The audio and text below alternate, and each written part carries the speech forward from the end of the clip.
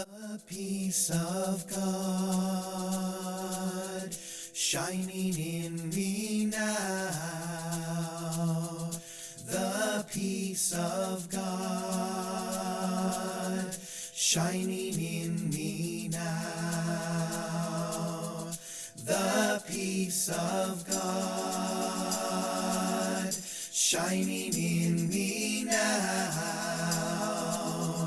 The peace of God is shining in me now. The peace of God shining in me now. The peace of God shining in me now. The peace of God shining in me. The peace of God shining in me now. The peace of God shining in me now. Good morning, everybody. Welcome to the Friday morning Course in Miracles group. Yay! At the Teachers of God Foundation at Unity on the River, Amesbury, Massachusetts. My name is Kelly Russell, and I'll be facilitating today and teaching. And so I have one announcement to make, and Irene has one announcement to make as well. So the 40-day program that Lisa Natoli teaches, that is such a wonderful program, and so many thousands of people have benefited from it, is going to be starting again on May 1st. So if you haven't taken it, I highly encourage it. It's a free program, and it is life-altering. If you have taken it already, I encourage you to take it again. It's a new program. I think it's only run once in its new incarnation, and I've just heard wonderful things about it. I'm going to take it myself. So, 40-day program. And Irene, you want to come up? Oh, thank you. Thank you. So, hi all. So, this is kind of a testimonial, and it's an announcement. I have been asking Holy Spirit to show me how to, number one, do a course online, and number two, how to be out in the world more with my teaching, and just show me what that means, right? And also, I have for years had a desire to do service work in Africa. And I always thought it was going to be about water and putting a well in. That's what I thought it was going to look like. Well, I did the teaching here a few weeks ago on a Friday, and I was just contacted by a group of women in South Africa. And they want me to teach them how to own their tada. They want me to teach them how to get out of those old stories and remember who they are. So first of all, I want to say hi to everybody in South Africa. They are in love with this meeting. They love Kelly Russell's forgiveness prayer. They love everything that comes out of Lisa Natoli's mouth. I was with them on Skype yesterday, and they're in desperate need of books. Okay, they have very, very little Wi-Fi access. They have a few, the woman who got in touch with me, Rosie, she has Wi-Fi at her house, but it's small, and she can't contain all the people who want to learn about this loving God that's in A Course in Miracles. So I contacted Lisa and Bill and asked if I could have permission today to ask you or anybody else online if you would be willing to sponsor one book for these women. The cost of the book is not what's expensive. And the buying, we could buy used books, we could get free copies. That's not really the problem. The problem is the shipping. The shipping's very expensive. So I just want to put that out there, and Lisa and Bill said that they would help too, but I only just sprung this on them this morning as they were getting out of bed in Las Vegas. They're at the conference. So I just want to put that out there, and I want to put it out to anyone who's watching online that you can help. This would be a great service for us to supply them with books. They have a little building that one of the women was able to put together. There's no Wi-Fi there, but it's a place that the women can gather. And what they really want to learn is they all know there's a God, they all believe in this God, but the God that they've been taught is a very angry God, a punishing God, a fearful God. And they love to learn about this loving God that ACIM teaches about. So my email is itomkinson, TOMKINSON, @comcast.net. And if you're willing to help to fund a book for one of these women, and wouldn't it be cool if you signed it and send a special note to them? And I promise I'll find out the cheapest. I just received a client who did nonprofits in Vietnam, so I have a feeling that she's going to be able to help me get books to these women and eventually to get Wi-Fi to them, because they love being a part of the Friday morning meeting. So right now we can send them love and light from our hearts, and we can know that it's ours to share this glorious message, and that we don't have to knock on doors, the people will come and knock on our doors. So, and I'm going to do a course with them online. I have no idea how to do it, but I'm sure since Jesus has brought them to me, Jesus is going to show me how to do a Tada course online. So thank you. Congratulations. And I would be happy to sponsor. Oh, good. Oh, good. Wonderful. And then we wanted to say from Kelly. Yeah. They love you, Kelly. Well, and so as Irene said, the annual Course in Miracles convention is going on right now in Las Vegas. So Lisa and Bill and many of our members are there. So we just want to say hi to everybody who's there, and hi to all of our streamers, and just welcome everybody. And so I'm going to be teaching today about death. So I heard that. I know, you must be thinking, she must be a lot of fun at parties. But the reason why I'm teaching about death and grief today, and I'm teaching it from a personal experience, I'm starting with a personal experience, but teaching it from the Course in Miracles perspective. And what I normally do here, as those of you who've seen me teach before know, is that I teach from my own experience. Whatever's going on for me is what I tend to want to talk about and explore and look at from a Course in Miracles perspective, because as the Course teaches us, that's how we learn. We teach to learn. And so that, we're always the student and we're always the teacher. So just a little bit of background. I'm, as many of you know, a Course in Miracles minister. I teach the course. I'm a psychotherapist. I practice holistic psychotherapy. I've been a student of the course for about 14 years. And in the early part of my therapy career, from about 2006 onward, for about 6 years, I specialized totally and completely in grief and loss. I worked for the Hospice of the North Shore in Danvers, and I worked for their Center for Grief and Healing as a grief counselor. So was very immersed in learning about grief and loss, experiencing it through other people, journeying through it with them. And also, I was a Course in Miracles student, so I was also learning about grief and loss from a Course in Miracles perspective, and about death and what the Course has to say about death.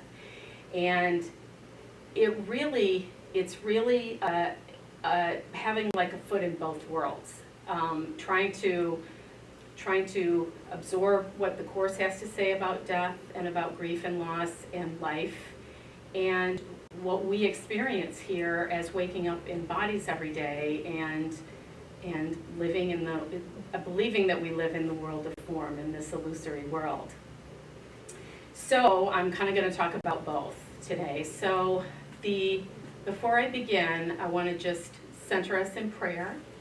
I'm going to do a prayer sort of for all of us, and then the last part of the prayer is going to be The prayer that's found, I think, on page 28, the I'm here only to be truly helpful, so if you'd like to join in with me when I start that, I welcome you to do so. So just taking a breath, centering yourself in your heart. Holy Spirit, we surrender this day to you. We ask you to guide our thoughts, actions, perceptions, and intentions. We ask you to make all of our choices and decisions for us today. We step back and let you lead the way. Please help us to see with your vision and hear with your understanding. Speak your words through us.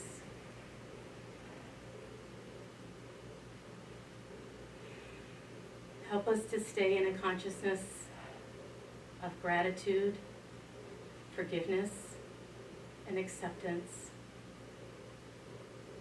Be in a place of non-judgment and trust in you. I am here only to be truly helpful. I'm here to represent you, him who sent me. I do not have to worry about what to say or what to do, because he who sent me will direct me. I am content to be wherever he wishes, knowing he goes there with me. I will be healed as I let him teach me to heal. And so it is. So I have a friend named Judy. I've been in the Boston area since 1983.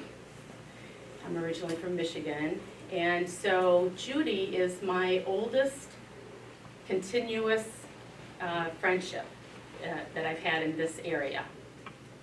And I met her in 1984. A beautiful spirit, and we have remained sort of weaving in and out of one another's lives.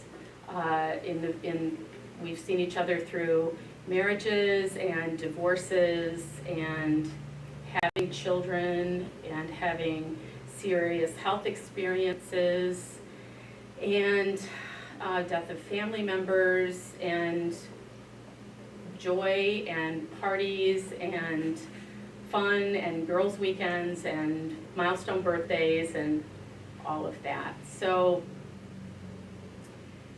Judy, ironically, Judy was not a Course in Miracles student.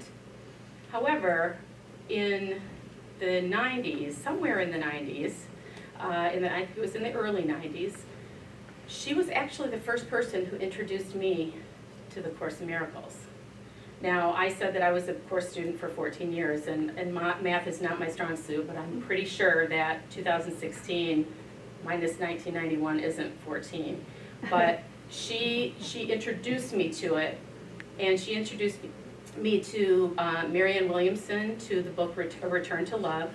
I didn't read that book at that time. I didn't become a course student. I didn't pick up the Course in Miracles at that time, but I was introduced to it, the concept of it. And I think the reason at the time why I didn't pick it up and didn't read it was because I was completely turned off by the idea that Jesus wrote it. So Jesus dictated it or whatever. I just wasn't ready to hear that. I wasn't in a place where I could really absorb that. So it wasn't the right time. And the Course talks about when the student is ready, the teacher will appear, and the curriculum will be there. And it wasn't there for me, and I wasn't there for it, I should say, until much later. But I still credit Judy with being the person who first spoke the words A Course in Miracles to me, and Marianne Williamson and A Return to Love. So thank you, Judy, for that. I received a phone call. As I said, Judy and I have been in and out of each other's, not out of each other's lives, but more active in each other's lives at times and less active at other times. So I hadn't seen her in a couple of years. And I got a phone call, I guess it was probably about March 11th, saying that she was dying and that she had very, very short time to live. And so I went to Brigham and Women's, and I saw her, and she was within a few days of leaving, making her transition from this world. And one thing she said to me was she had a big smile on her face when she saw me. She certainly knew me, and she said, "Where you been?" And I didn't really have an answer to that, you know. So she just said, "I love you." And she said, "I love you" probably about 20 times during the 3 hours that I was there. And I was there with friends of hers, with family members of hers, and telling stories and listening to music. And she was aware and just kind of listening to all of it. And my first felt sense, both in the room and after I left, knowing that I wouldn't see her in this body again, was guilt. Guilt. I hadn't seen her in a couple of years. Why hadn't I? Why didn't I keep in better touch? You know, that sort of ego reaction. Having spent a lot of time grief counseling, I know that that's a normal reaction. I know that that's one of the first places we go. And so I took a picture of her that a friend of hers had given me, and I just propped it up in my car, and I just started talking to her while I was driving, and just practiced the forgiveness that is ours to do as course students. Said the forgiveness prayer to myself about 1,000,000 times. And I put her picture when I got home up on my mantle, my fireplace mantle. So she made her transition on the 14th of March.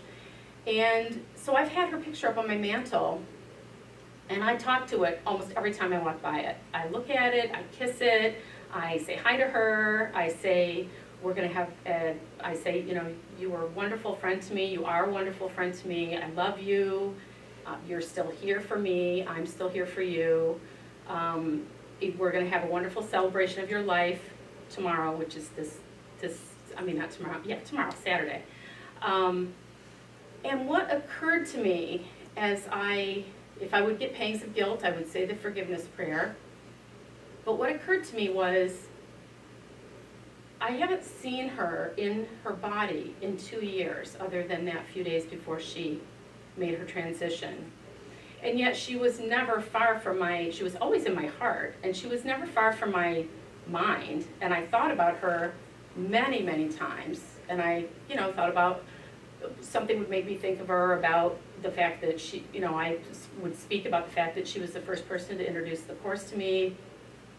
Something would remind me of her, just something she said, or I have a coffee cup. The last gift that she gave me was for my 50th birthday, and it said, "Slutty is the new black." So I started drinking out of that every day. Hi, Judy. And so in talking to her and in drinking out of the coffee mug and remembering all these times we had together, crazy girls' weekends and birthdays, and she came to every party, I think faithfully, that I ever had. She was the only friend that I have out here that ever met my mother, because my mother made her transition in 1985, and so I had known Judy for about a year. And it started to feel to me like she wasn't really gone. I know that her body died. I know that and I know the pain of not being able to sit in a body with someone else who's in a body in this illusory dream that we're having, and be able to have a conversation. And I know that, and I will miss that. I will miss that, the sound of her laugh, or the look in her. She had these big, huge, like teal blue eyes, and then she would like roll them, and she was very funny. And so I'll miss that in the body experience. In the same way, while I'm in the body, I will miss it. When I'm where I really am, in my spirit self, not in this dream, I will not have a reason to miss her, because I will be joined with her as I'm joined with everyone, whether they've appeared to make their transition or whether they're alive in the world. as we are all one in that way. And so I'm trying to stay more with regard to her in that place of we're not apart. And so I'm talking to her, I'm thinking about the things that we did together, I'm thinking about things she said to me, I'm behaving in a way that is if she's away. Not here in my physical space, but not apart from me and not gone out of my life. And I know that when I went through education for grief counseling, one of the things that is stressed very, very strongly is people need to understand and get that the person's really died and they're not coming back and it's really happened and you can't be in denial about it and all of that. And I understand that. I understand that it's, I'm not going to see her in the body again. But for me, it's been very comforting over these last several weeks to feel her almost more intensely, actually, than I had in the last couple of years. I would think about her here and there, but now I think about her a lot.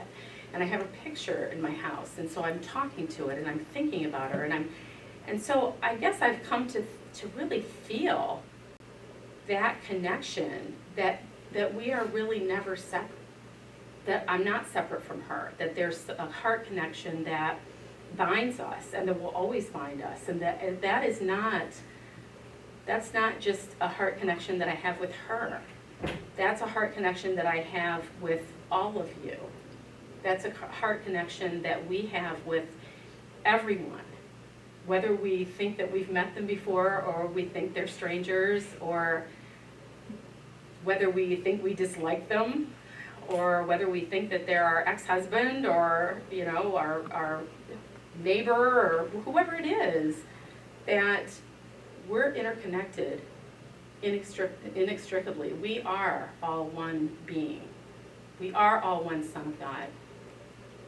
And I know that one of the things that the Course has talked about is that we feel the pain of separation most acutely when someone in our world that we are close to and whom we love appears to die. That is the closest representation, the closest experience that we have in this world to the pain of separation from God that we felt. And if you multiply that by about a zillion, that is probably the level of pain that we felt about separating from God. So I understand that I honor the grief process that we go through in this world that we're dreaming. I mean, it's not just that we're dreaming the grief process, we're dreaming the whole world. We're dreaming the whole world, we're dreaming the body, we're dreaming that we're separate. And so in this dream, that grief process is very real. And I don't disrespect that. And I also know that as I go to the celebration of Judy's life tomorrow, that I will be with other people who are mourning the loss of Judy in the body, and that I will honor that and honor their feelings of loss and honor my own feelings of loss, but also while maintaining that sense that I really haven't lost anything. I really haven't lost her. And that, if anything, compared to the last couple of years where I didn't really have much communication with her, and I thought about her, you know, a lot, but not as much as I am now. So isn't my connection with her actually stronger now? Aren't I more aware of my love for her now? And so it's really this experience of looking at it, trying to look at it from a Course in Miracles perspective, and really trying to, as I'm in the world, trying to not be of it when I'm going through this journey, trying to really look at it from that perspective of we are not really separate from anyone. And the more that we allow ourselves to open to that idea, the more that we allow ourselves to feel our connection with everyone and feel our connection with even people that we think we don't know. You know, the fact of the matter is we really know everyone. We're just sort of encased in these bodysuits, you know, as a separation idea. But the Course tells us that the purpose of the body is communication, that the sole purpose of the body is for learning purposes and for communication. And so for me to be able to use my body to communicate with Judy wherever she's all around, and she's within, and she's me, and I'm her. And for me to be able to take my Slutty is the New Black coffee cup out of the cupboard and drink out of it and laugh and call those experiences back to me that I had with her and feel that joy and hear her laughter bubbling and see that sparkle in her eyes and that mischievous sort of way that she had, that all lives. That the only thing that dies is the body, and the body is illusory. And so in that sense, Judy hasn't died, and that none of us die. So I just want to, in my exploration, I was looking at the Course in Miracles to find everything that I could find that it says about death. And I read a number of things. The searchable text is so awesome on the internet to be able to type in a term and get all these Course passages that just come right up that mention the word death. And so I read a bunch of them, but then I went to the Manual for Teachers and found the chapter on what is death. And I'd like to read it to you because I think that it certainly says far more eloquently than I can what I'm talking about and illustrates it in that way. So it's in the Manual for Teachers for anybody who wants to follow along. It's on page,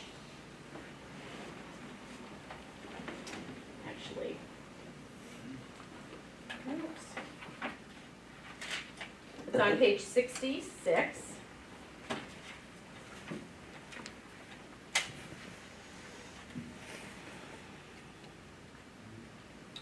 Death is the central dream from which all illusions stem. Is it not madness to think of life as being born, aging, losing vitality, and dying in the end? We have asked this question before, but now we need to consider it more carefully. It is the one fixed, unchangeable belief of the world that all things in it are born only to die. This is regarded as the way of nature, not to be raised to question, but to be accepted as the natural law of life. The cyclical, the changing and unsure, the undependable and the unsteady, waxing and waning in a certain way upon a certain path. All this is taken as the will of God, and no one asks if a benign creator could will this. In this perception of the universe as God created it, it would be impossible to think of him as loving.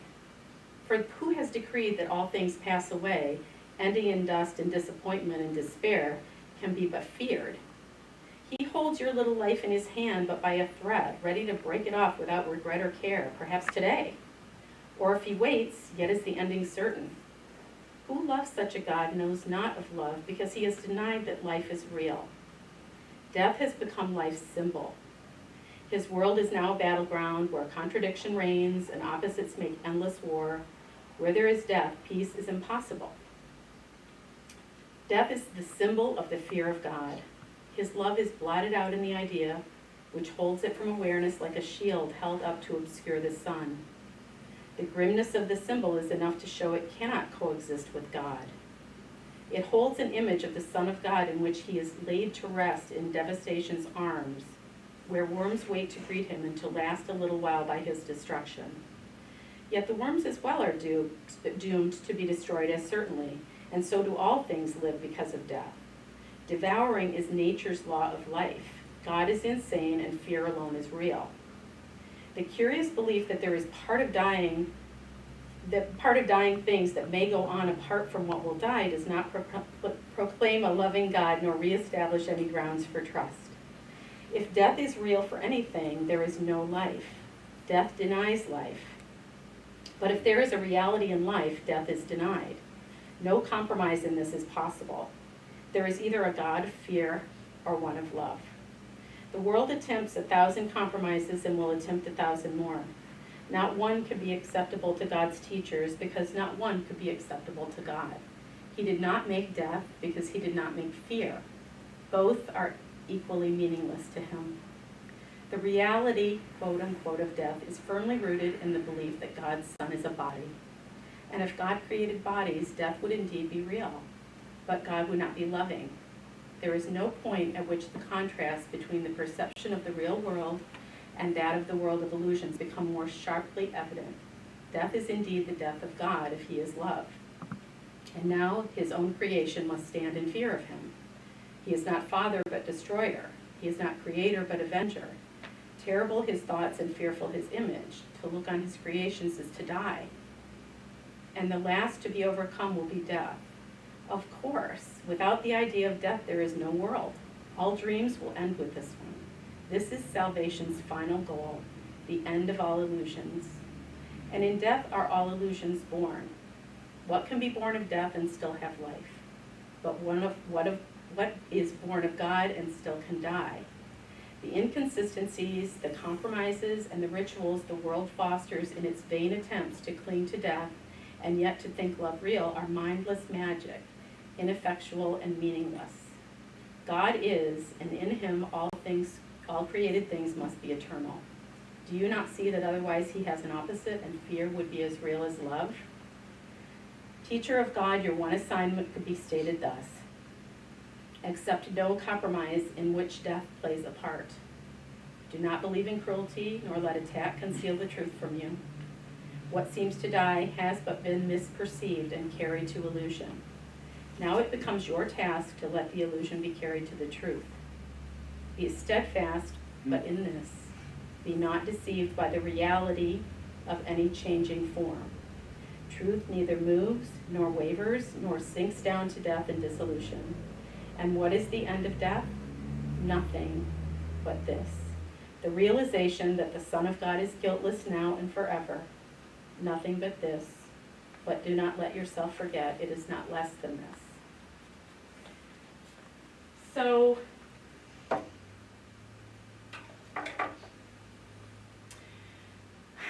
I know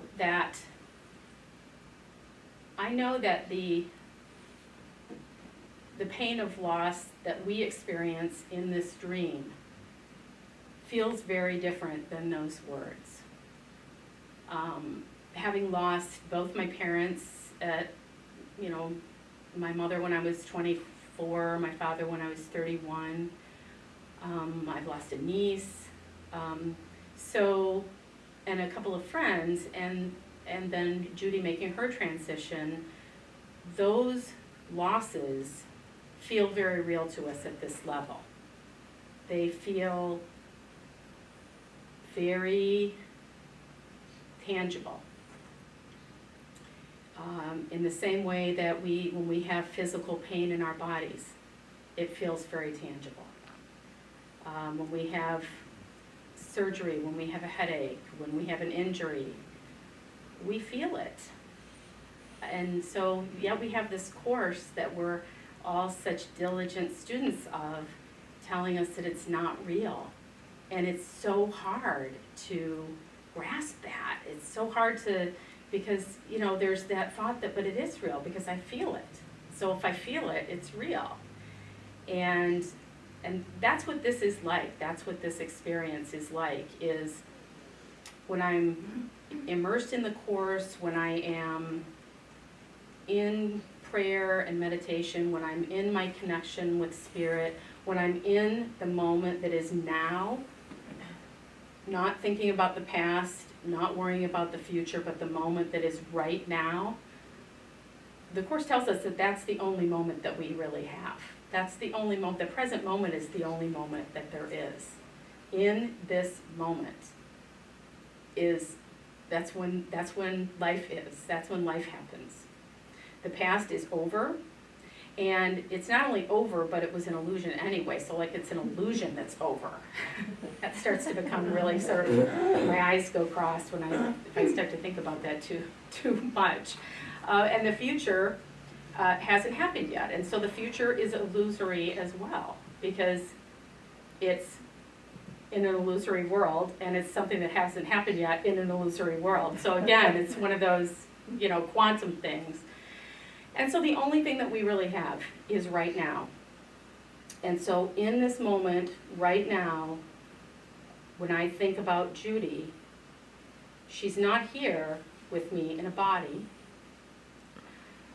But if I was thinking about myself sitting here in a body, and she was alive in a body in Natick, she wouldn't be here in a body with me either. And so would she be any less alive? Right? Yeah. And so that's the way that I have to think about it.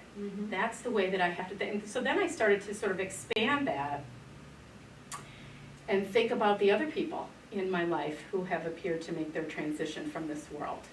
I think about my mother all the time. My mother was I've talked about her in here before, she was a very powerful spiritual teacher for me.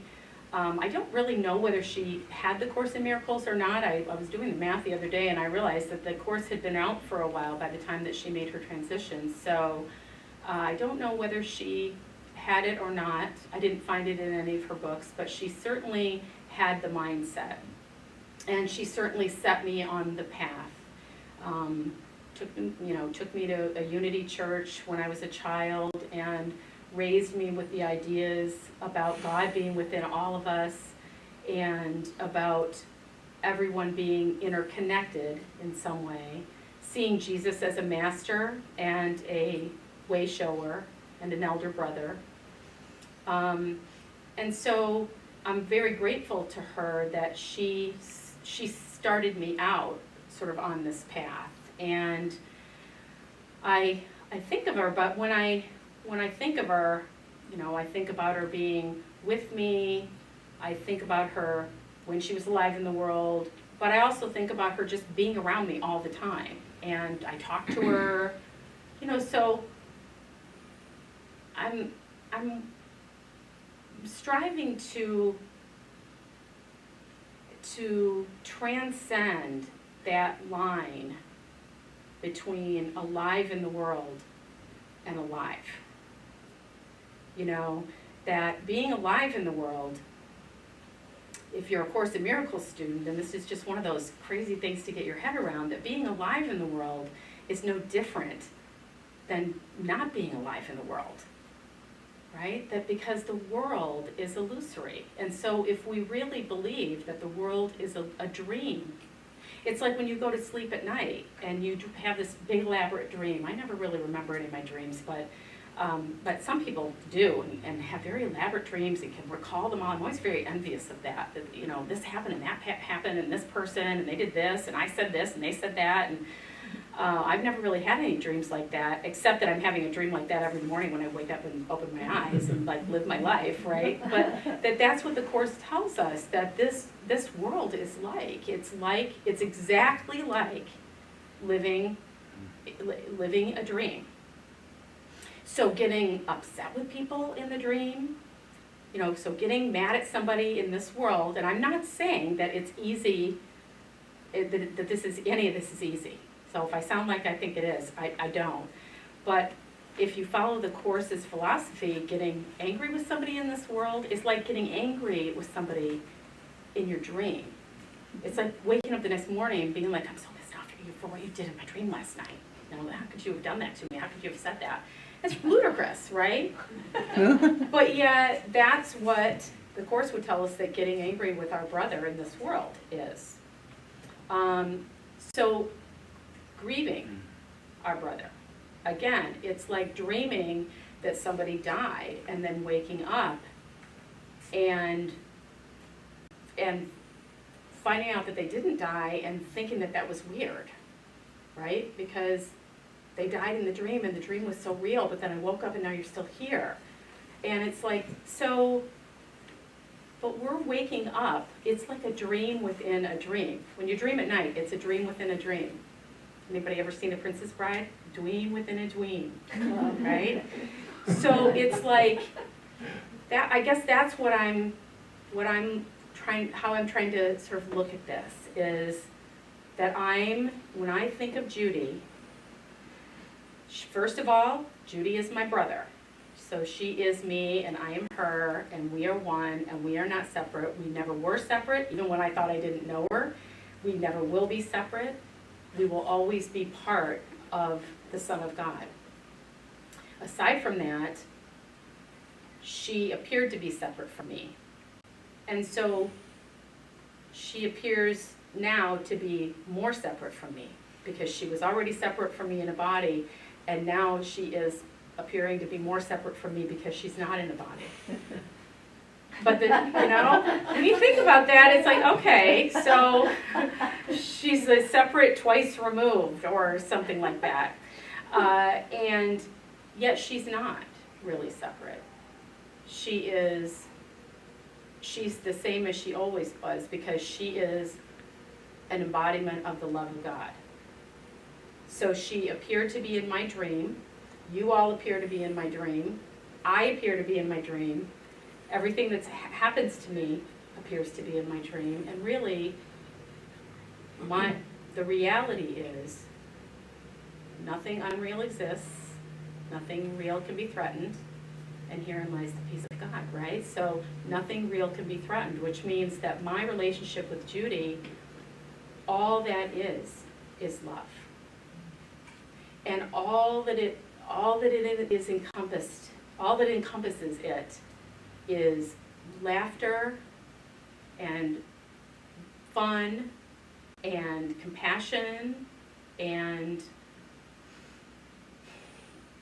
doing silly things and joy and all of those things that made, in my estimation, made our friendship so great and so lovely and so enjoyable. All of those things are still completely alive. Those things don't die. Experiences don't die. They live in our hearts. They live in our minds. Emotions don't die. So everything that encompassed my friendship with her, everything that happened in it, everything that was said, everything, all of it still lives. It still lives in my memory, it still lives in my heart, it still lives in my spirit, and everything that she meant to me still lives. So what is it that really died then?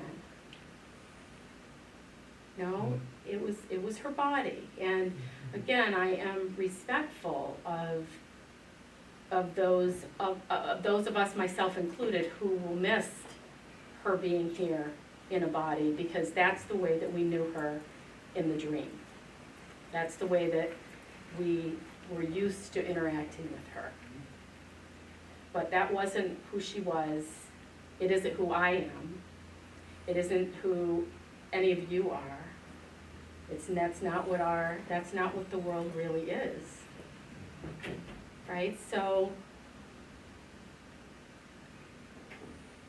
I want to thank you for helping me to explore that, and for listening to that as I sort of journeyed through that going back and forth between the two worlds. You know, I've been thinking a lot about the nature of grief as we know it in this world, as we as therapists and grief counselors and pastoral counselors and whatever talk about it with people, and the different. I've never been a person that follows the stages of grief, the stage model, but I do believe that everything that is in the stages, each of those things that the stages represent, are things that we certainly feel when we grieve. You know, that we feel anger, that we feel denial, that we experience denial, that we experience depression, that we go through that sense of bargaining, you know, and that we come to acceptance. But, so in each of those things, except for acceptance, aren't those all ideas of separation, right? So what is anger? I mean, anger is an attack idea. So getting angry at the fact that my friend died, getting angry at her for dying, getting angry at cancer, getting angry at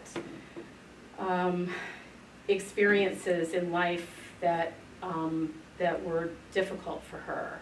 You know, any of those thoughts that I have had about Judy, when I think about anger, which is a very normal part of the grief that we experience in this world, for anybody who's lost anyone, and we probably all have had that experience. Anger is a real part of that. And yet, what is anger? But it's a separation idea, it's an attack idea. And so when I think about feeling angry, I think about, well, what would love do? What would love say? Okay, love would say that there's no reason to be angry. That what I'm feeling is a feeling of separation from God. That's what that boils down to, because that's what every separation idea boils down to. And so there's no reason for me to be angry, because I'm not separate from God. And God embodies his creations, and we are all his creations. And so by definition, I'm not separate from Judy either. And so there's nothing to be angry about. When I think about guilt, which, as I told you, I experienced a little bit of that, thinking that I hadn't had more interaction with Judy over the last couple of years. And yet, when I think about that, and I think about, do I really need to feel guilty? What is guilt, again, except a belief in separation from God? That's the big guilt. That's the original guilt. That is the idea of original sin. It's just our belief in separation from God. And so I know I'm not separate from God. And so again, I know that I'm not separate from God, and Judy is an extension from God, and so therefore I'm not separate from Judy. And so I don't have anything to feel guilty for. Amen. Thank you. And, you know, denial that something's happening, denial that when I got that phone call, there was a period of denial. What are you talking about? What are you talking about? She has, when I first got the first phone call, they said she had an hour to live. That got modified later, but, you know, and there was that denial of, like, that can't be true. She can't be dying. This friendship can't be ending. She can't be going out of my life. We had too much. She was only 60. We had too much to do. We didn't get to do it all. We didn't get to experience everything. You know, and there was this sense of denial, like, that can't be happening. That can't be true. And again, but when I think about that, when I think about all those statements, and I run them through, like, sort of my Course in Miracles, like, truth meter, there is no separation. There was nothing more to be. I mean, it's like saying, well, I didn't get to dream all the rest of the dreams that I wanted to dream. You know, that's ludicrous.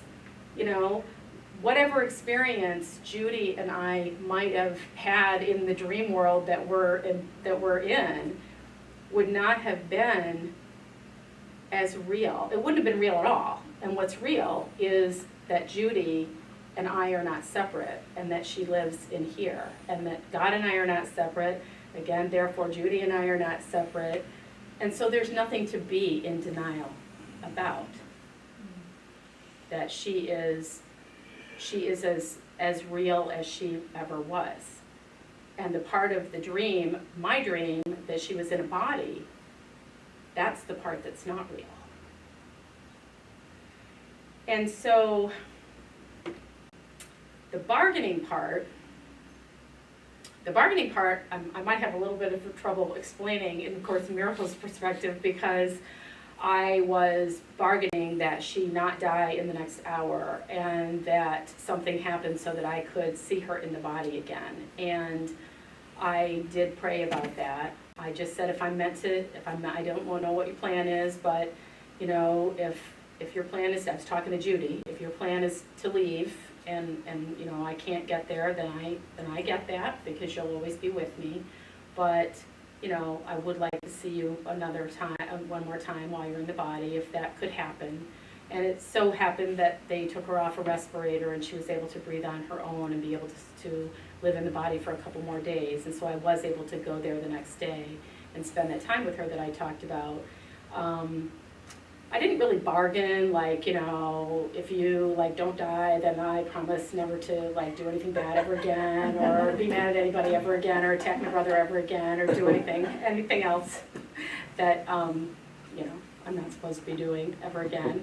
And, but I did just ask, because I did see this as her journey and her choice, whether to be here in the world or not be here in the world. And so I was able to see her again. And so, you know, I guess, I mean, from a Course perspective, there is no bargaining. There's nothing to bargain about. There's, you know, I'm bargaining about something that's happening in a dream. And then finally, acceptance. And acceptance that this is the way that my dream went. This is the way that it appeared to happen.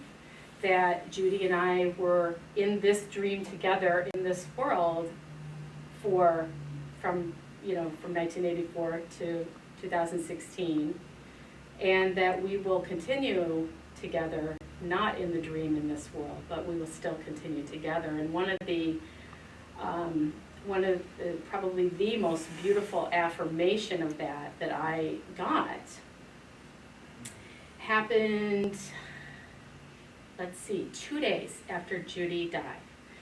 And I was lying on a treatment table in Monica DeBay's office, and she was doing a craniosacral therapy treatment on me. And she had told me before that I think she had mentioned in the group, which really made me want to have this treatment in the first place, that sometimes she gets information sort of given to her from wherever, and she'll just say it. And so she was holding my head in one hand and had her other hand underneath me behind my heart. And she said she could feel a lot of heat and a lot of light. And then she started talking about seeing that there were all these beings around. And one of the things I had told her that my friend had passed away, and she said, "Your friend is here." And she wants you to know that she's just fine. And that she was given a choice, and she took it, she made it. And that she's great, and you don't have to be sad.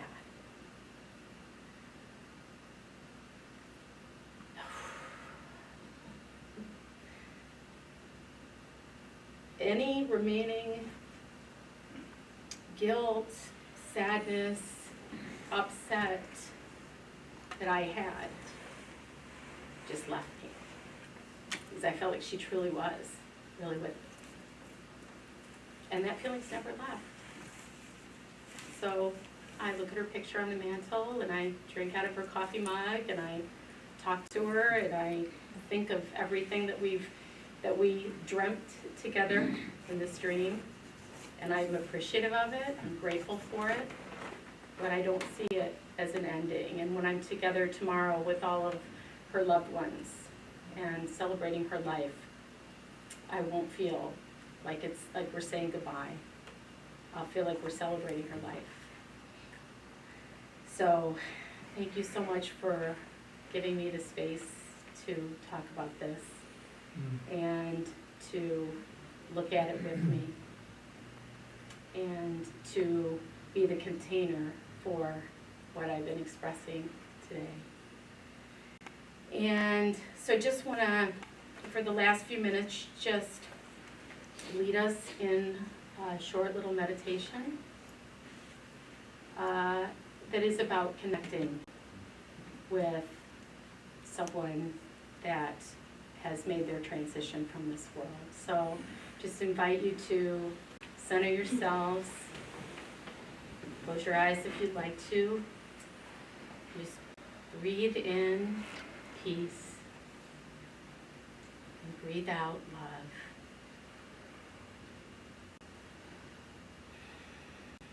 And picture in your mind the person, your loved one who has made their transition or perhaps is about to make their transition from this dream world. And calling forth, as you look at their face, everything that they have meant to you. All of the love that you've ever felt between the two of you. All the laughter, the joy, the understanding, the compassion, everything that, all the fun that you've shared, the meaning of all the experiences, and see them surrounded by the most beautiful, pure, pristine, warm, and healing white light. And then within your own heart, as you place your hand on your own heart, breathe into that space, that same light, and see it growing larger and brighter, shining out through your fingertips, through the space between your fingers. See the beams emanating, radiating from you, and connecting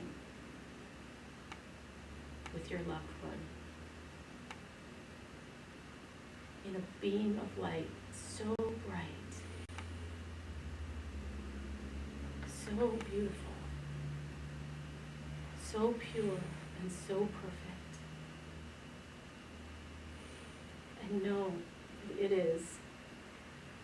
that is the cord that connects you forever. That it is unbreakable, it is eternal,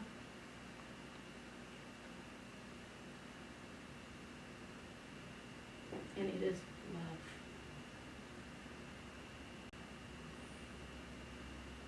You breathe in that light. You breathe in your loved one. And you know that you are never, ever separate. You are never, ever apart.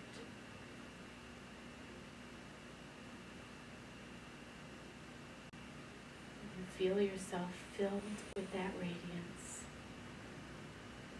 Feel yourself luminous. That is who you are. That is who they are. That is who all of us are.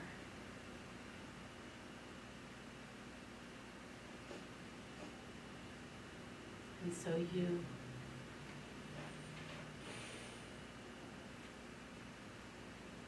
just feel that light, and that's all you are. And that's who we are as the Son of God. And so I invite you to bring your light back to the room where we think we are. I thank you for joining me on this journey. Streamers, we love you, we bless you. And bye everybody in Las Vegas. Thank you.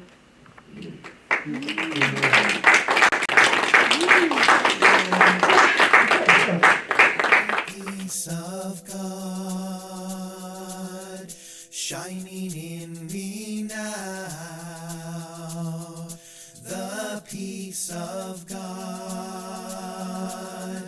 shining in me now. The peace of God, shining in me now. The peace of God is shining in the peace of God, shining in me now. The peace of God, shining in me now.